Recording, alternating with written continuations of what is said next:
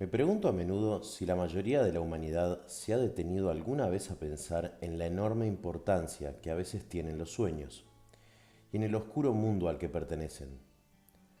Aunque la mayor parte de nuestras visiones nocturnas no son quizás más que débiles y fantásticos reflejos de nuestras experiencias vigílicas, en contra de lo que sostiene Freud con su simbolismo pueril.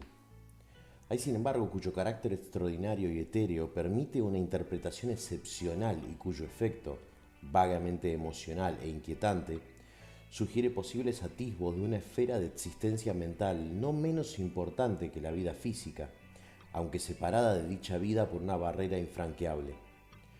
Según mi experiencia, no hay duda de que el hombre, una vez perdida la conciencia terrena, reside en una vida incorpórea muy distinta de la vida que conocemos, de la que, al despertar, solo perduran los recuerdos más ligeros y confusos. De estos recuerdos fragmentarios y brumosos pueden inferirse algunas situaciones, aunque poco sea lo que se puede demostrar. Es posible adivinar que en la vida onírica lo que la Tierra entiende por vitalidad y materia no son realidades necesariamente constantes y que el tiempo y el espacio no existen tal como nuestro yo vigílico los comprende. A veces creo que esta vida menos material es nuestra vida más auténtica y que nuestra simple presencia en el globo terráqueo es en sí misma un fenómeno secundario o meramente virtual.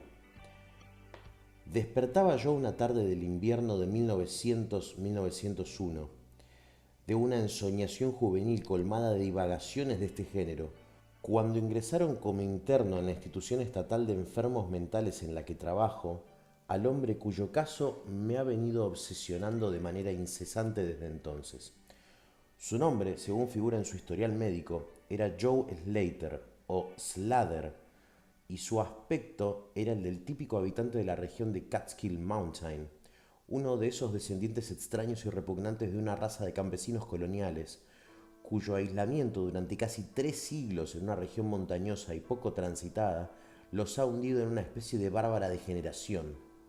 En vez de progresar con sus hermanos, más afortunadamente ubicados en distritos con cierta densidad de población. Entre esas personas extrañas, que equivalen justamente al elemento decadente de la chusma blanca del sur, no existe la ley ni la moral, y su nivel mental se encuentra sin duda por debajo del de cualquier sector de la población nativa americana. Joe Slater, que llegó a la institución bajo la vigilante custodia de 4 policías estatales y fue calificado de persona sumamente peligrosa, no dio señales de peligrosidad alguna la primera vez que lo vi. Aunque la estatura, bastante superior a la media y de constitución musculosa, tenía un absurdo aspecto de inofensiva estupidez debido al azul pálido y soñoliente de unos ojillos húmedos, su barba rala, descuidada y amarilla, y un grueso labio inferior que le colgaba con indiferencia. Se desconocía su edad, ya que a estas personas carecen de registros vecinales y de lazos familiares permanentes, pero por la calvicie de la parte delantera de su cabeza y el estado del deterioro de sus dientes, el cirujano jefe lo anotó como un hombre de unos 40 años. Por los informes médicos y judiciales nos enteramos de cuanto se había podido averiguar sobre su caso. Este hombre, vagabundo, cazador y trampero, había sido siempre un extraño a los ojos de sus primitivos camaradas. Solía dormir más de lo corriente y al despertar hablaba a menudo de forma tan singular sobre cosas que nadie sabía, que inspiraba terror aún en los corazones de personas sin imaginación. No es que su lenguaje fuera insólito en absoluto, porque jamás hablaba si no era en el degradado dialecto de su ambiente, pero el tono y tenor de sus expresiones era tan misteriosa extravagancia que nadie podía escucharlo sin aprensión. Por lo general, él mismo se mostraba tan aterrado y perplejo como sus oyentes, y una hora después de despertar había olvidado cuanto había dicho, o al menos las razones que lo habían impulsado a decirlo. Luego caía en una normalidad bovina, afable, como la de los demás habitantes de los montes. A medida que Slater se fue haciendo mayor, al parecer, sus aberraciones matutinas se hicieron más frecuentes y violentas, hasta que alrededor de un mes antes de su llegada a la institución sucedió la espantosa tragedia que motivó su detención. Al despertar un mediodía del profundo sueño en que cayera sobre las 5 de la tarde del día anterior a causa de una orgía de whisky, el hombre empezó de repente a lanzar unos aullidos tan espantosos y terribles que atrajeron a varios vecinos a su choza, una pocilga inmunda donde convivía con una familia tan indescriptible como él. Salió precipitadamente a la nieve, alzó los brazos y comenzó a dar saltos en el aire. Gritaba que quería llegar a una cabaña grande, grande de techo, paredes y suelo resplandeciente, y una música lejana y singular.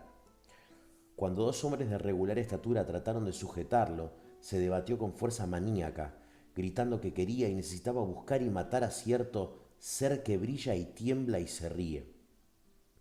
Finalmente, luego de derribar a uno de los que lo sujetaban con un golpe repentino, se abalanzó sobre el otro en un demoníaco y sanguinario frenesí, mientras gritaba de forma enloquecedora que saltaría muy alto y abrazaría a cuanto se pusiera a su paso. La familia y los vecinos habían huido aterrados, y al regresar los más valientes, Slater había desaparecido. Dejó tras él una masa pulposa e irreconocible que una hora antes había sido un ser humano. Ninguno de los montañeses se había atrevido a seguirlo, y probablemente se hubieran alegrado si hubiera muerto de frío, pero cuando, días después, escucharon sus alaridos en un barranco lejano, comprendieron que había logrado sobrevivir, y que, de una forma u otra, había que eliminarlo.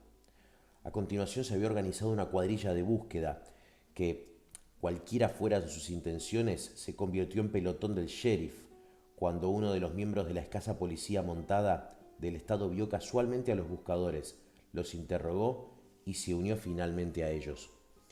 Al tercer día encontraron a Slater inconsciente en el hueco de un árbol y lo llevaron a la cárcel más próxima, donde lo reconocieron los arianistas de Albany tan pronto como volvió en sí. Les contó una historia muy simple. Dijo que una tarde hacia la puesta del sol se había acostado después de haber bebido en exceso. Se había despertado de pie en la nieve delante de su cabaña con las manos ensangrentadas y el cadáver destrozado de su vecino Peter Slater a sus pies. Horrorizado, había empezado a correr hacia los bosques en un vago esfuerzo por huir de la escena de lo que sin duda había sido su crimen. Aparte de esto, parecía no saber nada más. El experto en interrogatorios tampoco pudo sacar en claro un solo dato más.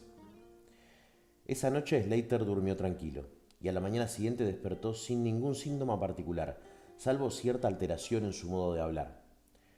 El doctor Barnard, que había estado observando al paciente, creyó notar en sus ojos azul pálido cierto brillo especial y una tirantez en sus labios flácidos apenas perceptible, como debida a una determinación inteligente. Pero al interrogarlo, Slater cayó de nuevo en su habitual embotamiento de montañés y se limitó a repetir lo que había dicho el día anterior. Al tercer día por la mañana ocurrió el primero de los ataques mentales del hombre. Tras manifestar ciertos síntomas de desasosiego durante el sueño, estalló en un acceso frenético tan tremendo que hicieron falta 4 hombres para ponerle la camisa de fuerza. Los alienistas escucharon sus palabras con profunda atención, dada la enorme curiosidad que había despertado en todos ellos las sugestivas historias, casi todas contradictorias e incoherentes, que habían contado su familia y sus vecinos. Slater estuvo divariando durante más de un cuarto de hora, balbuceando en su tosco dialecto sobre verdes edificios de luz, océanos de espacio, extrañas músicas y montes y valles sombríos. Pero sobre todo, se demoró hablando de cierta entidad misteriosa y resplandeciente que temblaba y reía y se burlaba de él. Esta entidad, inmensa y vaga, parecía haberle infligido un daño terrible, y era su deseo supremo matarla en triunfal venganza. Para lograrlo, decía, ascendería por encima de los abismos del vacío, abrazando cuantos obstáculos se opusieran en su camino. Por esos derroteros corría su discurso.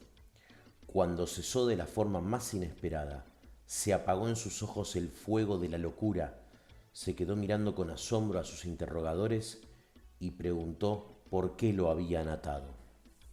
El doctor Barnard les quitó el arnés de cuero y no se lo volvió a poner hasta la noche, en que logró convencer a Slater para que se lo colocara voluntariamente por su propio bien.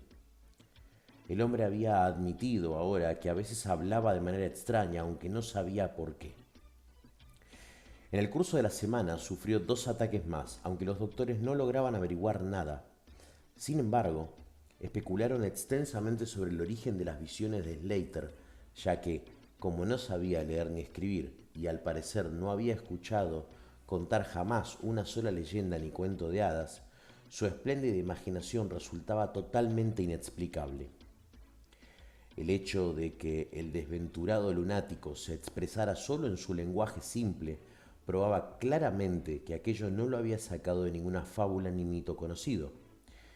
Desvariaba sobre cosas que no entendía ni era capaz de interpretar, cosas que él pretendía saber, pero que no podía haber conocido a través de un relato coherente y normal. Los alienistas coincidieron muy pronto que el fundamento de su perturbación estaba en sus sueños anormales, sueños cuya fuerza podía llegar a dominar por completo durante algunos momentos la mente vigílica de ese hombre básicamente inferior. Slater fue juzgado por homicidio con el debido rigor, se lo absolvió a causa de su demencia y fue internado en la institución en la que yo ocupaba una modesta plaza. He dicho que yo ya soy un constante especulador sobre la vida onírica, de modo que es fácil imaginar la ansiedad con la que me dediqué al estudio del nuevo paciente, tan pronto como comprobé la veracidad de su caso. Él pareció percibir cierta simpatía en mí, consecuencia sin duda del interés que yo no podía ocultar y de la manera afable con la que le preguntaba. No llegó a reconocerme nunca durante sus ataques, en los que yo escuchaba con el aliento contenido sus descripciones caóticas, pero marcadas por lo cósmico. Pero me conocía en sus horas de tranquilidad, cuando permanecía sentado junto a su ventana enrejada, trenzando cestos de paja y de sauce, tal vez con el pensamiento puesto en la libertad de las montañas que quizás no volvería a disfrutar. Su familia no fue jamás a visitarlo, probablemente porque habían encontrado a otro jefe temporal, según la costumbre de estas personas decadentes de las montañas. Poco a poco empecé a sentir una abrumadora admiración por las locas y frenéticas concepciones de Joe Slater. En sí mismo, el hombre era lastimosamente inferior, tanto desde el punto de vista mental como lingüístico, pero sus visiones espléndidas y gigantescas, aunque descritas con una jerga bárbara e incoherente, eran de tal naturaleza que solo un cerebro excepcional y superior sería capaz de concebir. ¿Cómo?, me preguntaba a menudo. La embotada imaginación de un degenerado de Catskill era capaz de evocar visiones cuya sola posesión implicaba una latente chispa de genio. ¿Cómo había podido alcanzar un rústico palurdo nada menos que una idea de esas regiones luminosas y excelsas del espacio de las que hablaba Slater en sus furiosos delirios? Cada vez me sentía más inclinado a creer que en la personalidad que se humillaba ante mí se encontraba el núcleo perturbado de algo que se escapaba a mi entendimiento, de algo que estaba infinitamente más allá de la comprensión de mis colegas más expertos, aunque médica y científicamente menos imaginativos que yo. Y sin embargo, no conseguí sacar nada en concreto de este hombre. El resumen de toda mi investigación era que Slater vagaba o flotaba en una especie de vida onírica semicorporal por espléndidos y prodigiosos valles, prados, jardines, ciudades y palacios de luz, en una región ilimitada y desconocida para el hombre, que allí no era un campesino y un degenerado, sino una criatura importante y de vida intensa que se desenvolvía de forma orgullosa y dominante, y solo la obstaculizaba determinado enemigo mortal, una entidad visible al parecer, aunque la constitución etérea y carente de forma humana, ya que Slater jamás mencionaba como si fuera un hombre ni cosa alguna, sino como un ser. Y este ser le había infligido a Slater alguna clase de daño espantoso, pero desconocido, del que el maníaco, si es que era maníaco, quería vengarse. Por el modo en que Slater aludía a sus relaciones, supuse que él y el ser luminoso se habían enfrentado en igualdad de condiciones, que, en su existencia onírica, el hombre era también un ser del luminoso de la misma raza que su enemigo. Esta impresión la confirmaban sus frecuentes referencias a volar por el espacio y abrazar las ideas del que se interpusiera en su camino. No obstante, tales ideas las formulaba en unos términos rudimentarios y totalmente inapropiados para expresarlos, consecuencia que me llevó a la conclusión de que si existía efectivamente un mundo onírico, el lenguaje oral no era su medio de transmisión de pensamientos. ¿Sería quizás que el alma soñadora que habitaba ese cuerpo inferior estaba luchando desesperadamente por decir cosas que la lengua simple y defectuosa de la torpeza no era capaz de expresar? ¿Acaso me encontraba ante emanaciones intelectuales que podían explicar el misterio con tal de que fuera yo capaz de aprender a descubrirlas y leerlas? No dije nada de todo esto a los médicos mayores que yo, porque la madurez es escéptica, cínica y está poco dispuesta a aceptar nuevas ideas. Además, el director de la institución me había advertido últimamente, con su tono paternal, que trabajaba demasiado, que mi cabeza necesitaba descansar. Yo tenía desde hacía tiempo la convicción de que el pensamiento humano está compuesto fundamentalmente de emociones moleculares capaces de convertirse en ondas o radiaciones de energía como el calor, la luz y la electricidad. Esta creencia me había llevado a pensar en la posibilidad de establecer comunicación telepática o mental por medio de un aparato adecuado, y en mis tiempos libres de la universidad había confeccionado un juego de aparatos transmisores y receptores, en cierto modo semejante a los voluminosos artilugios utilizados en la telegrafía sin hilos de esa época rudimentaria anterior a la radio. Los había probado con un compañero de estudios, aunque no había conseguido ningún resultado positivo. Luego los había empaquetado y guardado, junto con los otros elementos científicos por si me hacían falta más adelante. Ahora, en mi intenso deseo de sondear la vida onírica de Joe Slater, busqué estos instrumentos otra vez y me pasé varios días reparándolos para ponerlos en funcionamiento. Cuando los tuve a punto nuevamente, no perdí ocasión de probarlos. Cada vez que Joe Slater sufría un acceso, acoplaba el transmisor en su frente y el receptor en la mía, efectuando constantes y delicados ajustes para distintas e hipotéticas longitudes de onda de energía mental. Yo tenía muy poca idea, en caso de que se produjera dicha transmisión, de cómo las señales mentales emitidas despertarían una respuesta inteligente en mi cerebro, pero estaba convencido de que podría percibirlas e interpretarlas, de modo que seguía adelante con mis propios experimentos, aunque sin informar a nadie de su naturaleza. El 21 de febrero de 1901 ocurrió. Al pensar en ello ahora, después de tantos años, me doy cuenta de lo inverosímil que parece, y a veces me pregunto si el doctor Fenton no tenía razón cuando lo atribuyó todo a mi excitada imaginación. Recuerdo que me escuchó con gran amabilidad y paciencia cuando se lo conté, pero después me dio unos polvos sedantes y me concedió medio año de vacaciones, de las que empecé a disfrutar a la semana siguiente. Aquella noche fatídica me sentía enormemente inquieto y preocupado, ya que a pesar de los excelentes cuidados Joe Slater recibía, se moría de manera inequívoca. Quizás era la nostalgia de su libertad en las montañas lo que lo consumía, o puede que el trastorno en su cerebro se había vuelto demasiado agudo para poder ser soportado por su organismo indolente. El caso es que la llama de la vitalidad se iba apagando en aquel cuerpo decadente. Cayó en un sopor al acercarse al final, y el anochecer se sumió en un sueño inquieto. No le puse la camisa de fuerza como era costumbre cuando dormía, ya que lo vi demasiado débil para que se pusiera peligroso, aun cuando sufriera un acceso de violencia antes de expirar. Pero ajusté en su cabeza y en la mía los dos extremos de mi radio cósmica, esperando, contra toda esperanza, un primer y último mensaje del mundo de los sueños, en el escaso tiempo que quedaba. En la celda con nosotros había un informero, un tipo mediocre que no entendía el objetivo de mi aparato, ni se le ocurrió preguntar qué era lo que estaba haciendo.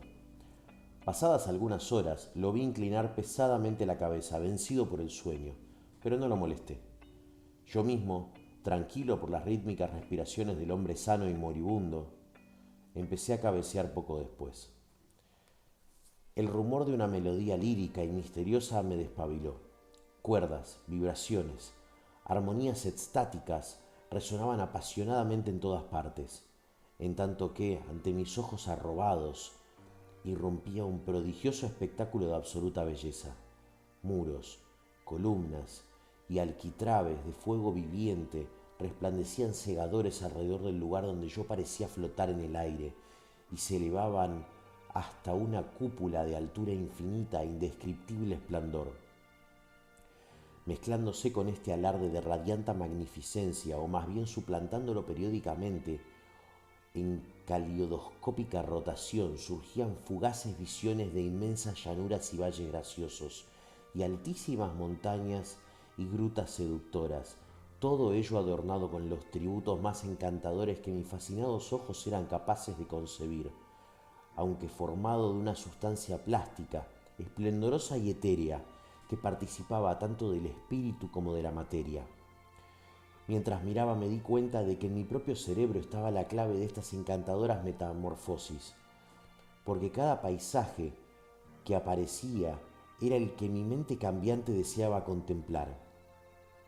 En medio de estas regiones elíseas, yo no era un extraño, porque cada visión y sonido me era familiar, como lo había sido antes durante innumerables ecos de eternidad, y lo seguiría siendo eternamente en el futuro.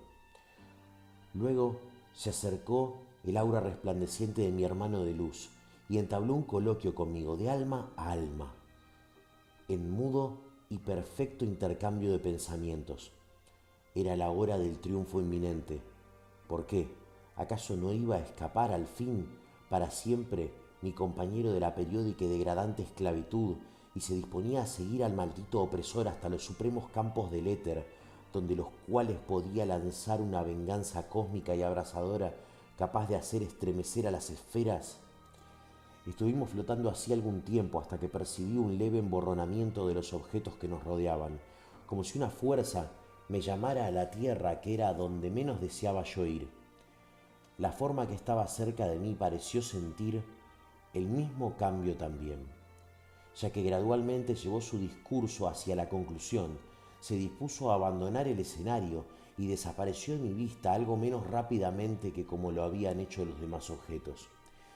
Intercambiamos unos cuantos pensamientos más y supe que el ser luminoso y yo debíamos volver a la esclavitud, aunque para mi hermano de luz sería la última vez.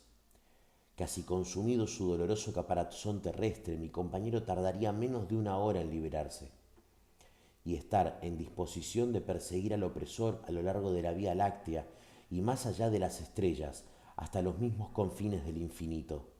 Un impacto muy definido separa mi impresión final del evanescente escenario luminoso respecto de mi súbito y algo avergonzado despertar y enderezamiento en la silla al ver moverse de manera vacilante la agónica figura de la cama.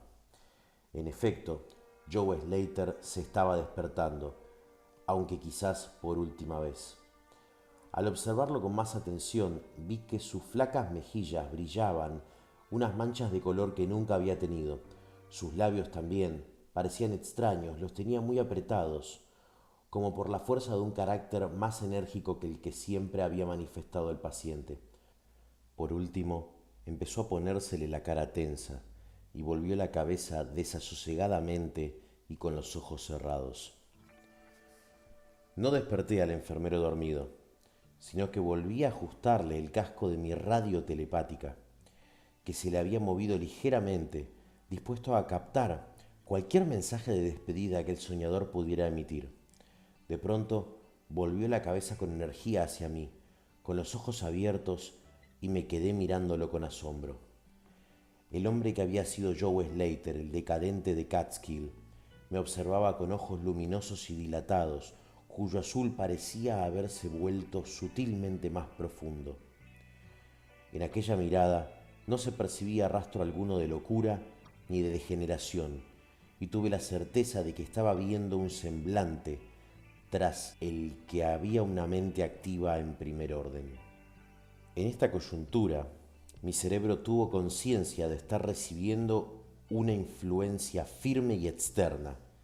Cerré los ojos para concentrar más profundamente mis pensamientos y vi recompensado este esfuerzo con el conocimiento positivo de que mi tan anhelado mensaje mental había llegado al fin.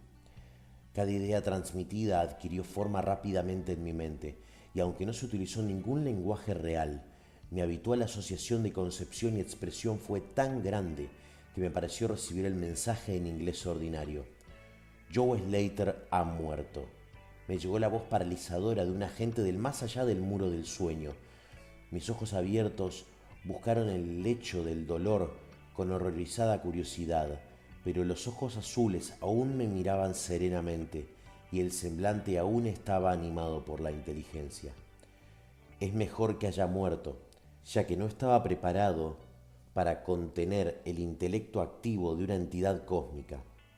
Su cuerpo grosero no ha podido soportar los ajustes necesarios entre la vida etérea y la vida planetaria. Era demasiado animal, demasiado poco humano. Sin embargo, gracias a su deficiencia, has llegado tú a descubrirme, ya que las almas cósmicas y los planetarias no deberían encontrarse jamás. Él ha sido mi tormento y mi prisión diurna durante 42 años terrestres.